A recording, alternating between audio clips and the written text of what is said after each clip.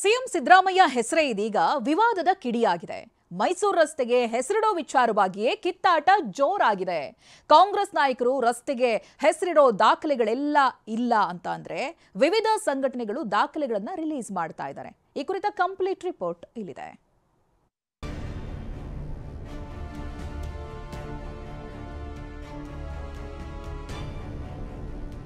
ಮೈಸೂರಿನಲ್ಲಿ ರಸ್ತೆ ರಾಧ ಅಂತ ನಿಲ್ಲುತ್ತಿಲ್ಲ. ಸಿಎಂ ಹೆಸರಿಡುವ ವಿಚಾರಕ್ಕೆ ಜಟಾಪಟಿ ಮುಂದುವರಿದಿದೆ. ಪ್ರಿನ್ಸಸ್ ರಸ್ತೆಗೆ ದಾಖಲೆ ಇಲ್ಲ ಅಂತ ಕಾಂಗ್ರೆಸ್ ಮುಖಂಡರು ವಾದಿಸುತ್ತಿದ್ದಾರೆ.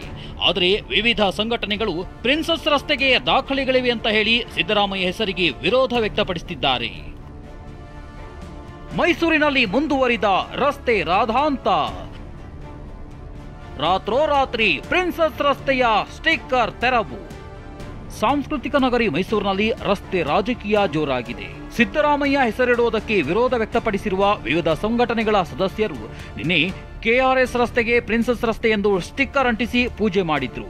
ಆದರೆ ರಾತ್ರೋರಾತ್ರಿ ಪ್ರಿನ್ಸಸ್ ರಸ್ತೆಯ ಸ್ಟಿಕ್ಕರ್ ತೆರವುಗೊಳಿಸಲಾಗಿದೆ. ವಿವಿಧೆಡೆ ಅಳವಡಿಸಿದ್ದ ಪ್ರಿನ್ಸಸ್ ರಸ್ತೆ ನಾಮಫಲಕವನ್ನ ತೆರವುಗೊಳಿಸಿದ್ದು ಅಧಿಕಾರಿಗಳು ಪೊಲೀಸರು ಎಂಬ ಪ್ರಶ್ನೆ ಮೂಡಿದೆ.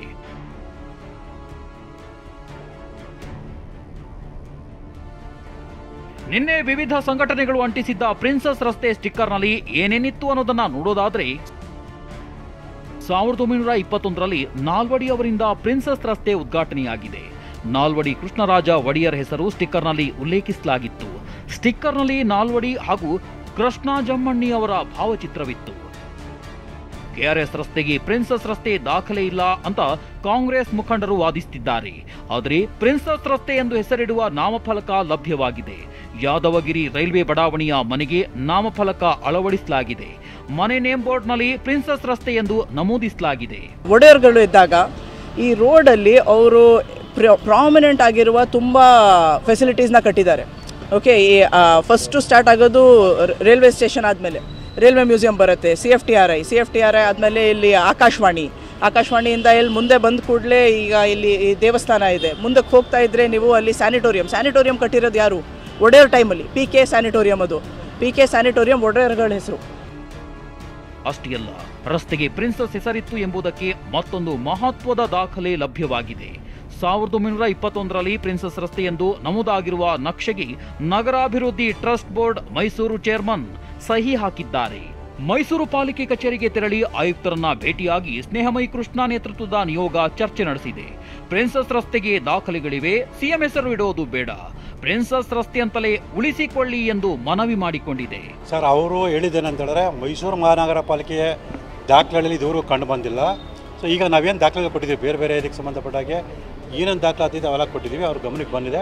ಸೊ ಈ ಎಲ್ಲ ದಾಖಲಾತಿಗಳನ್ನು ಆಧರಿಸಿ ಏನು ಮುಂದಿನ ಸಭೆಯಲ್ಲಿ ನಾವು ತೀರ್ಮಾನ ಮಾಡ್ತೀವಿ, ಇದ್ರ ಬಗ್ಗೆ ತೀರ್ಮಾನ ತಗೊಂಡು ತಿಳಿಸ್ತೀವಿ ಅಂತೇಳಿ ಹೇಳಿದ್ದಾರೆ. ಮತ್ತು ನಾವು ನೀಡಿರ್ತಕ್ಕಂಥ ಮನವಿ ಆಕ್ಷೇಪಣೆ ಮತ್ತು ದಾಖಲಾತಿಗಳನ್ನು ಖಂಡಿತವಾದ ಸಭೆಯಲ್ಲಿ ಚರ್ಚೆ ಮಾಡಿ ಪರಿಗಣಿಸ್ತೀವಿ ಅಂತ ಕೂಡ ನಮಗೆ ಭರವಸೆ ಕೊಟ್ಟಿದ್ದಾರೆ. ಈತ ಸಿಎಂ ಜೊತೆ ರಸ್ತೆ ಬಗ್ಗೆ ಮಾತನಾಡುತ್ತೀನಿ ಅಂತ TV9ಗೆ ಪ್ರೊಫೆಸರ್ ನಂಜರಾಜೆ ಅರಸ್ ಹೇಳಿದ್ದಾರೆ. ಸಿದ್ದರಾಮಯ್ಯರೇ ಹೆಸರು ಬೇಡ ಅಂತಾರೆ ಅನ್ನೋ ವಿಶ್ವಾಸ ನನಗಿದೆ. ಅಧಿಕಾರಿಗಳು ಅವರ ವ್ಯಾಪ್ತಿಯಲ್ಲಿ ಕೆಲಸ ಮಾಡಬೇಕು, ಯಾರನ್ನ ಮೆಚ್ಚಿಸೋಕೆ ಕೆಲಸ ಮಾಡೋಕೆ ಹೋಗಬೇಡಿ ಅಂತ ಹೇಳಿದ್ದಾರೆ. ಮುಖ್ಯಮಂತ್ರಿಯವರಿಗೆ ಸಂಪೂರ್ಣ ವಿಷಯವನ್ನು ತಿಳಿಸಿ, ನಿಮ್ಮ ಮರ್ಯಾದೆಯನ್ನು ನೀವು ಕಳ್ಕೊಬೇಡಿ,